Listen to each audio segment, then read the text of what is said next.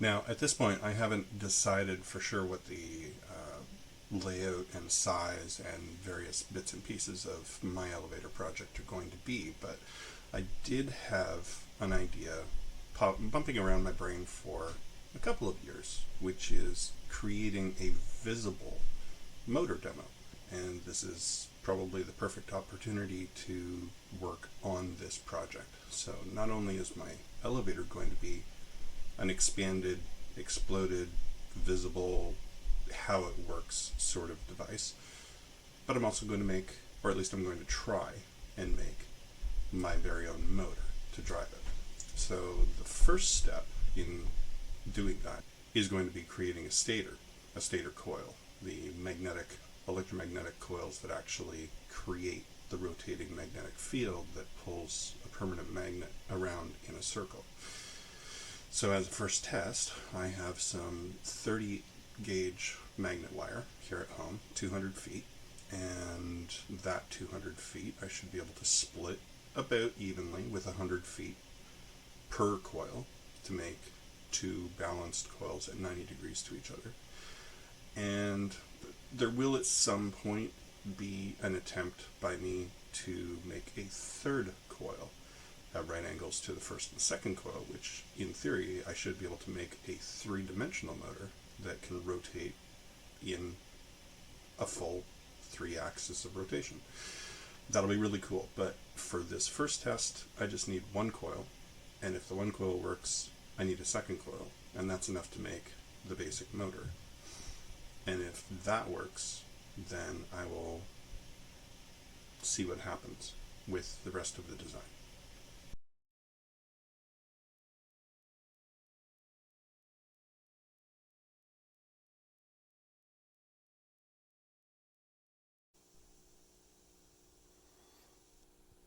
Okay, so the proof of concept with a single coil is complete and connected to the power supply with two fairly strong magnets, disc magnets, that are sized just right that they can't be pushed out of the cage. I will probably end up making some sort of spherical housing for it at some point, but this is not the final DC motor prototype. So when we apply power and ramp it up,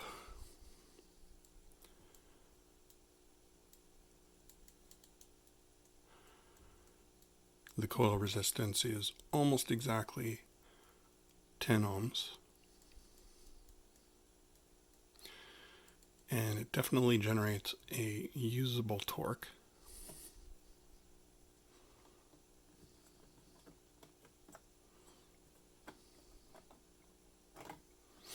The magnet's actually levitating in the cage right now. Slightly. And if we reverse the polarity, well, you can see when I unplugged it, when we reverse the polarity, it does have a little bit of friction, but very quickly and very easily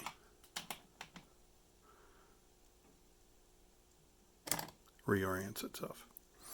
So step 2 is going to be to wrap the second half of the coil at a 90-degree angle to the first coil, and by independently controlling the voltage and current on those, I should be able to steer a magnet, which is the first step in making a motor.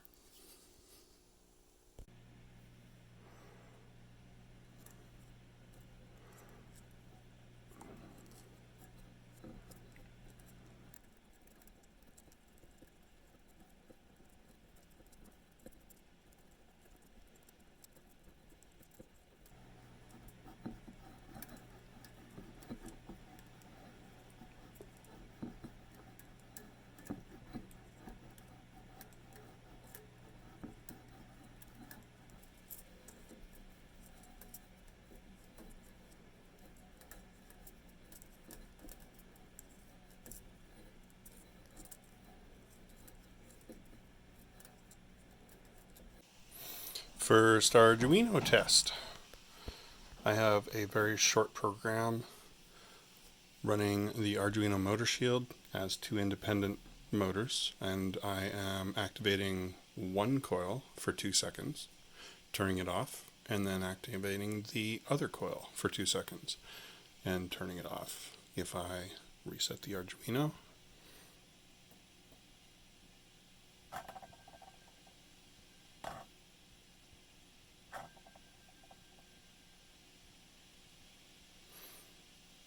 and that's not still on, it's just happens to be well balanced where it is. And a small change to the logic, with coil 1 being activated, then coil 2 being also activated, coil 1 being deactivated, and coil 2 being deactivated in that sequence results in this.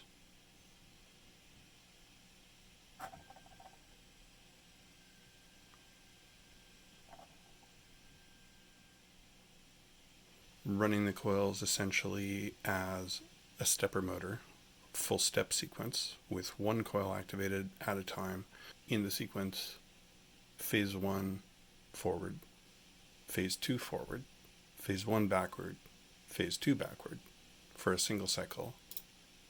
Looks like this.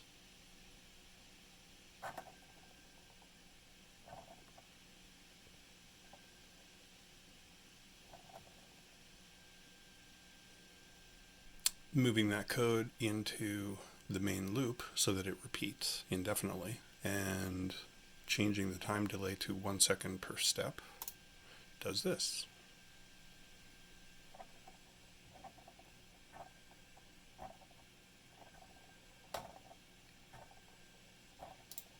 Half second.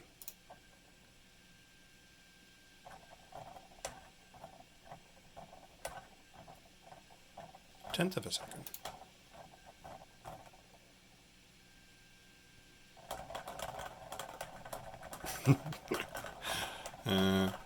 Kind of a mess. Back to 1 second.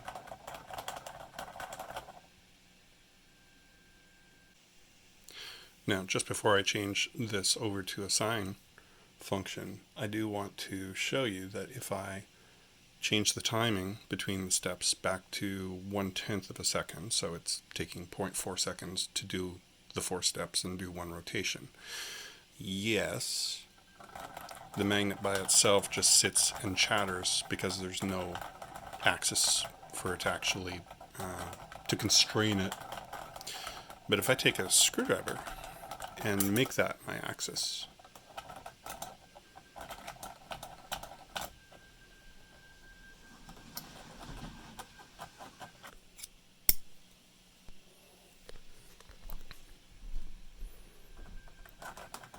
almost ready for prime time.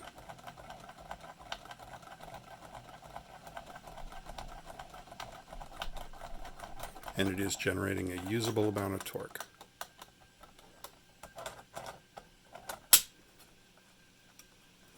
Too much fun. So now what you're seeing is the Arduino is calculating increments of 0.1 radians, and the increment is every 100 milliseconds. So basically 1 radian per second. It's calculating the sine and the cosine, scaling it up to plus or minus 0 to 255, with 255 being essentially applying 5 volts to the phase. And the execution is causing rotation. If I change the time delay to 10 milliseconds, then we will do approximately 10 radians per second.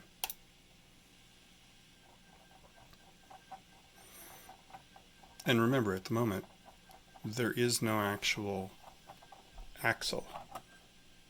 This is just a loose magnet sitting in the middle of a field, running on a sine and cosine.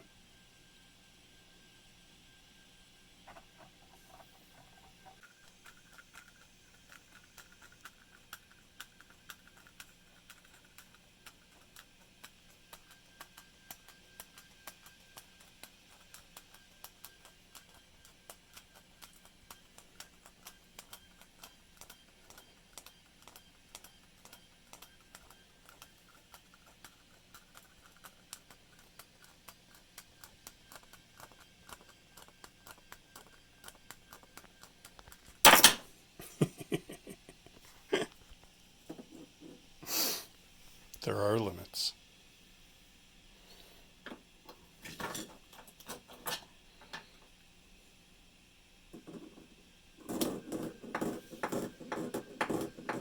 So this morning, I very carefully, with a lot of concern for my fingertip health, put together 2 of the very large disc magnets with a plastic spacer, which is mostly just a little Teflon spacer that makes it much easier to slide them apart later when I'm able to.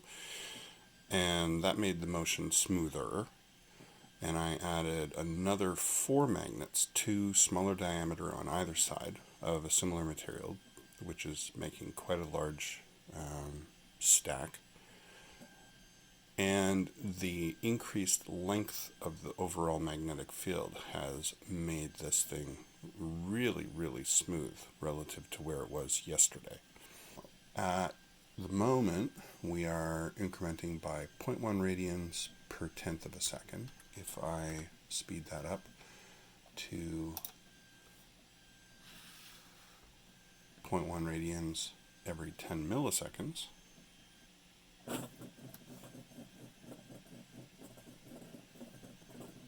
oh, and FYI, the reason that the venue has changed for the motor is very simple. With that big piece of magnet and no external shielding, I can't actually bring this near my pana vise anymore because the metal in the pana vise is causing problems. The motor is trying to stick to all of the metal rails and such. So let's make one more change to this. Let's go with 0.1 radians per millisecond.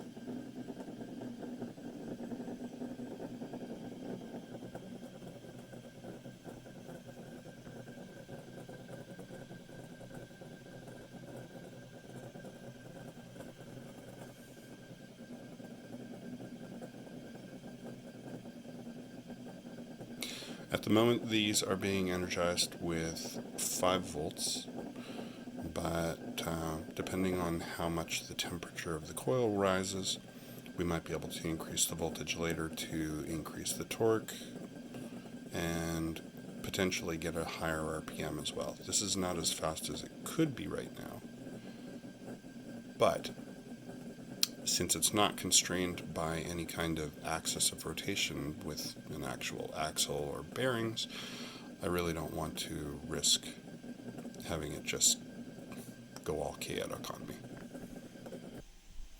And of course, there are other things that'll spin.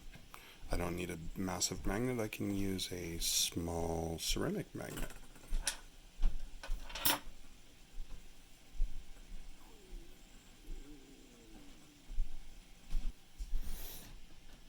A small snack of magnets.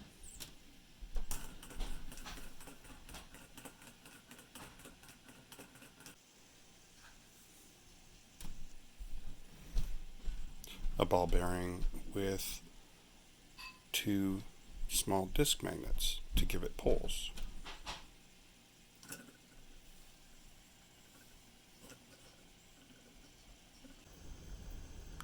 Now, this nicely illustrates the issue with a stepper motor if you do not ramp up the frequency of activation of a stepper motor's coils and just try and slam it up to maximum speed. The mass of the rotor and the magnetic field are not capable of keeping up with each other. So by the time the rotor begins to rotate, the field has already rotated so far that it's not able to synchronize rotation and it just chatters. If we make the step smaller or slower,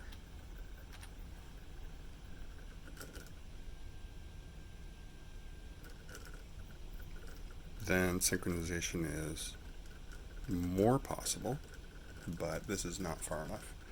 So let's make it smaller again. Smaller and slower.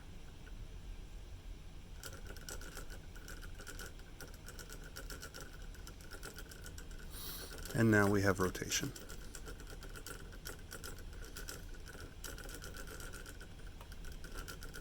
A little slower.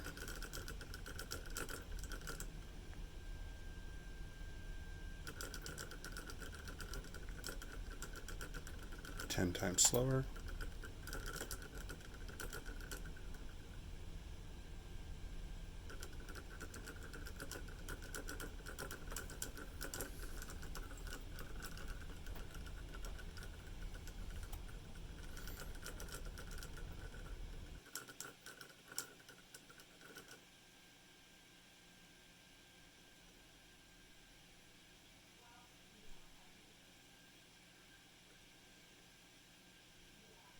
And of course, no demo of a rotating magnetic field would be complete without a compass.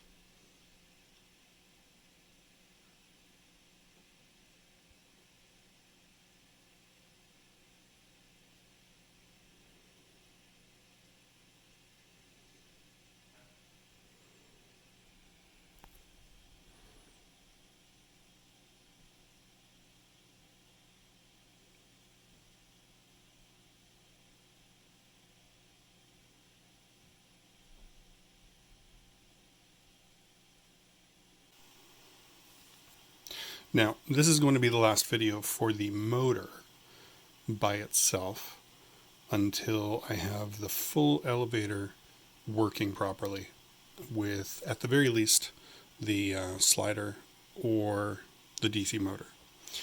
In order to have a proper motor, you need to have a properly supported shaft that can deliver power to whatever it is that you are delivering power to. So after a number of iterations, I have created a couple of holders that snap onto the coil with cutouts that fit the same bearings that I'm using on the linear tracks very nicely. And I wasn't sure whether the bearings were going to be internal or external, but as it turns out, having them built on the inside has a number of advantages.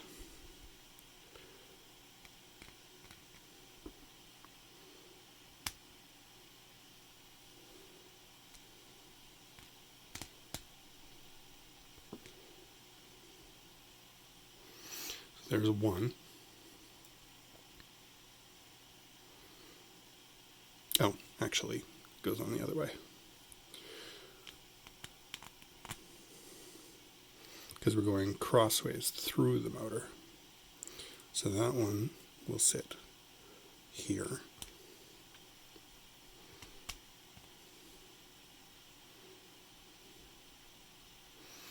And then there is a second bearing.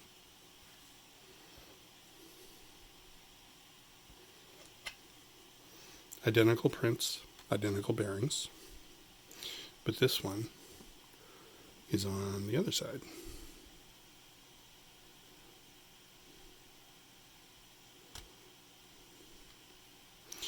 Now, the cool thing is with the 3D prints having such a rough surface, there's a lot of friction. So I don't even have to screw this together until I have some sort of axial load. To carry the magnets for the moment, although it's a little bit flimsy, I have settled on two little paddles, one with a hole and one with a peg, and those holes and pegs very nicely snap together.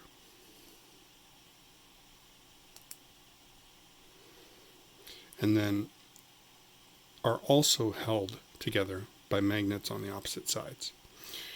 I printed the shafts square with this portion being just big enough to fit through the bearing and this portion being a shoulder that fits against the bearing, holding everything in position.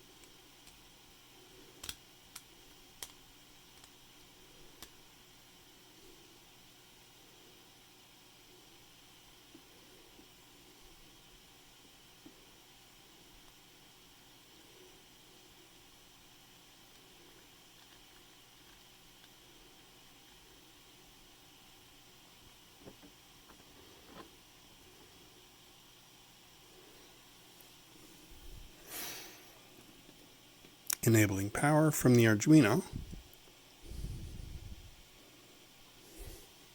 I can now affix a couple of magnets.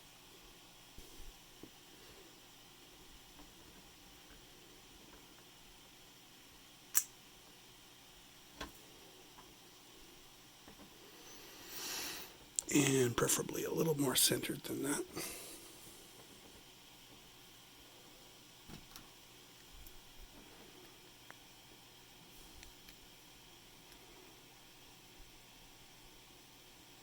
As long as the RPM of the motor doesn't get too high, I'm in no danger of these very strong magnets flying off. But at the moment, they're entirely held in position by the attractive force of the magnet on the other side and the friction of the plastic. And I have the Arduino feeding the sine and cosine based on the position of the feedback potentiometer.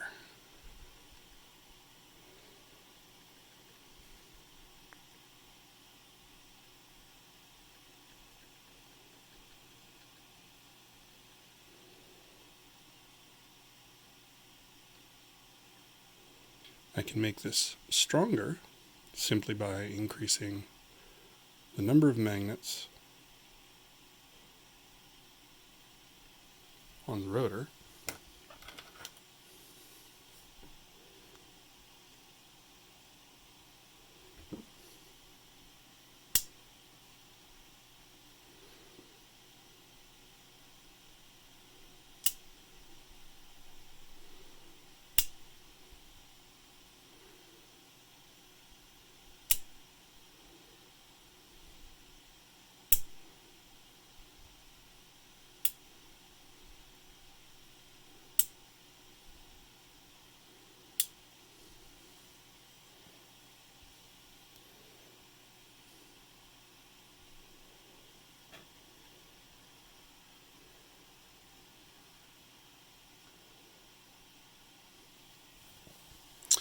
And although I was thinking about possibly using this motor for positioning, using maybe a lead screw of some sort, I 3D printed this number dial for the floors, 1, 2, 3, 4, and it's going to be the indicator for the floor that the elevator is currently servicing.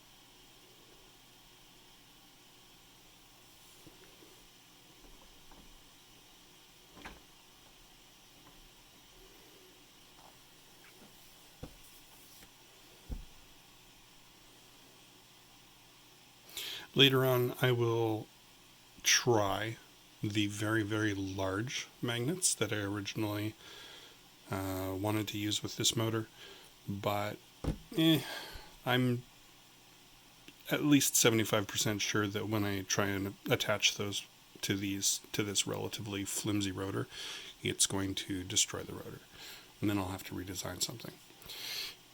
For the moment, this is where it is.